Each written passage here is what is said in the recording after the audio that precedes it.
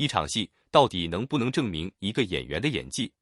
最近《花开锦绣》中的一个画面因为太过真实，迅速引发讨论。画面里，邓恩熙饰演的傅庭云在遭遇生死危机之后，竟然爬向院子里一桶散发异味的剩饭剩菜，并直接把这些食物往嘴里送。很多观众第一反应都是2个字：太狠了。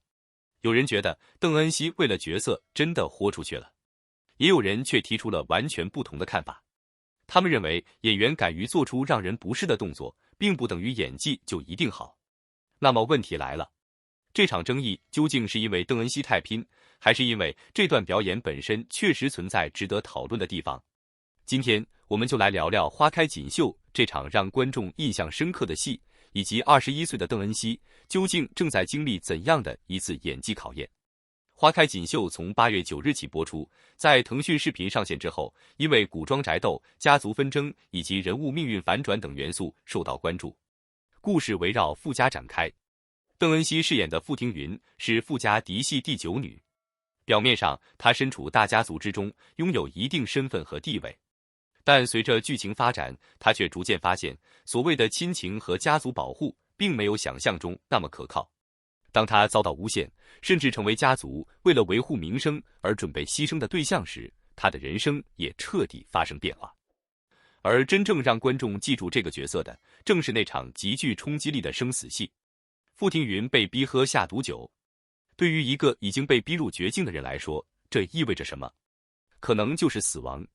他没有时间寻找援手，也没有人能够真正站出来保护他。于是他本能地开始挣扎。他试图通过催吐把已经进入身体的毒物吐出来，可是一次又一次失败。就在这个时候，他看到了院子里的剩饭剩菜。对于正常人来说，那可能是令人避之不及的东西。但对于此刻的傅庭云来说，什么干净，什么体面，什么尊严，都已经不重要了。他想活下来，仅仅是这一点。所以他爬了过去，然后把剩饭直接送进嘴里。这也是整场戏最让观众感到不适的一幕。因为这并不是传统影视剧中那种借助镜头语言让观众自己想象角色正在做什么的处理方式。画面非常直接，人物的身体反应、表情变化以及呕吐感都被放大呈现在观众面前。邓恩熙在这一段表演里也没有刻意把人物处理得很漂亮，他的眉头紧皱，身体不断颤抖，喉咙出现明显的吞咽和反胃反应，眼神里有恐惧，也有一种接近崩溃的求生欲。从角色逻辑来看，这个行为其实非常残酷，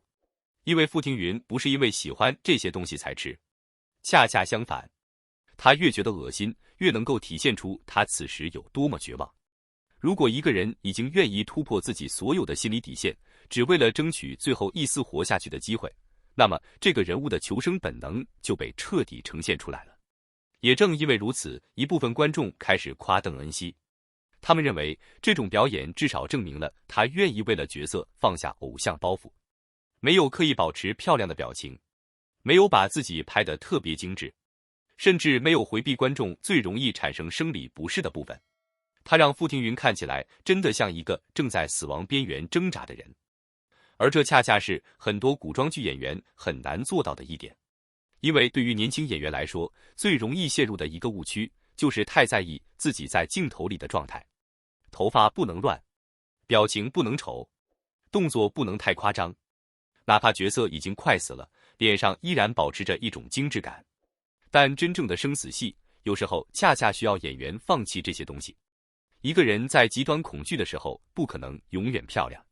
一个人在濒临死亡的时候，也不会顾及镜头是不是拍到了自己的最佳角度。而傅庭云这场戏最重要的就是让观众相信他真的害怕死亡。所以从这个角度来看，邓恩熙愿意把自己放进这种非常狼狈的状态里，确实值得肯定。但是争议也正是在这里出现的，因为另一部分观众并没有被完全说服。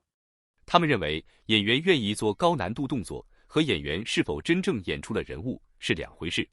甚至有人觉得邓恩熙在部分场景里的眼神依然不够自然，尤其是在面对巨大打击的时候，人物应该拥有更明显、更复杂的情绪层次，恐惧、绝望、不甘、愤怒、求生，甚至还有对家人的失望。这些情绪如果只是通过皱眉、颤抖和呕吐来表现，确实容易让部分观众觉得人物的身体反应很强烈，但是内心变化还没有完全跟上。这其实也是年轻演员成长过程中非常典型的问题。外在表演比较容易被观众看见，哭、吐、颤抖、摔倒、喊叫，这些动作都非常直观。但是真正高级的表演，往往是你什么都不做，观众依然能够感觉到角色心里正在发生巨大的变化。比如傅庭云看到那桶剩饭的时候，如果只是表现恶心，那么观众看到的就是一个演员在演吃令人不适的食物。但如果眼神里同时出现一种短暂的迟疑，再慢慢转变成恐惧，最后变成一种我必须活下来的决绝，那么同样一个动作，层次就会完全不同。所以这场戏真正值得讨论的，并不是邓恩熙到底敢不敢吃，而是他有没有通过这个行为，让我们真正感受到傅庭云的心理变化。这两者之间存在很大的区别。敢做是演员的职业态度，演好是演员的专业能力。而观众现在之所以争论不休，其实说明大家对邓恩熙的期待已经越来越高。邓恩熙出生于2005年，从小便开始接触演艺工作。到了21岁，他已经拥有多年面对镜头的经验，也尝试过不同类型的角色。对于一个年轻演员来说，这个阶段其实非常关键。因为观众已经不会仅仅因为年龄小就自动降低评价标准。相反，当一个年轻演员拥有越来越多作品之后，大家自然会开始比较他不同角色之间的差异。他到底是在重复自己，还是正在突破自己？花开锦绣对邓恩熙来说，显然也是一次新的挑战。因为傅庭云并不是一个情绪单一的角色，他需要经历家族内部的猜忌、背叛、陷害以及生死危机，人物的心理状态会不断发生变化，从最初的信任到怀疑，从恐惧到反抗，从被动承受到努力寻找生路。这意味着演员不能只依靠一个表情贯穿整部剧，真正困难的是让观众看见角色一步一步发生变化。而这场吃剩饭的戏只是其中一个缩影，它让观众看到了邓恩熙愿意为角色牺牲形象的一面，但同时也让大家开始更加认真地审视他的情绪表达。这其实未必是一件坏事，因为对于一个正在成长的年轻演员来说，最危险的并不是出现争议，真正危险的是观众根本不再讨论你。而现在，邓恩熙至少已经因为傅庭云这个角色引起了大量关注。有人夸他真实，有人觉得他很拼，有人认为这段戏很有冲击力，也有人认为他还有继续提升的空间。这些声音放在一起，其实恰恰构成了一个年轻演员成长过程中最真实的评价。更重要的是，我们也应该注意到，影视剧里的真实从来不是越极端越好。演员真的做了某个动作，并不能自动等于表演高级。如果为了追求所谓真实，只剩下身体上的刺激，那么观众最终记住的可能只是这个演员吃了剩饭。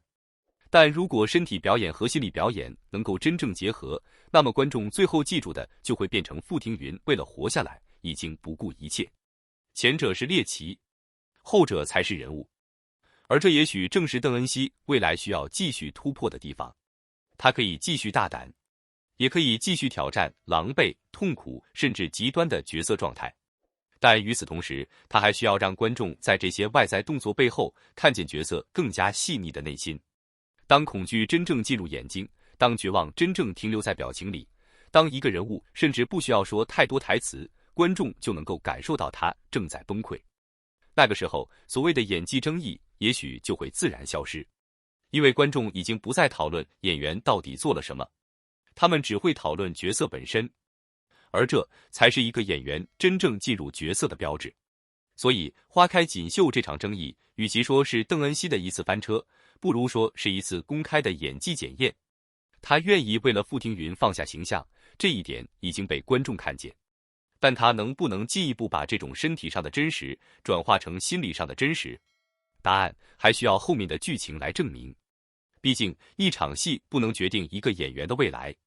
一个角色也不能定义一个演员。真正决定邓恩熙能走多远的，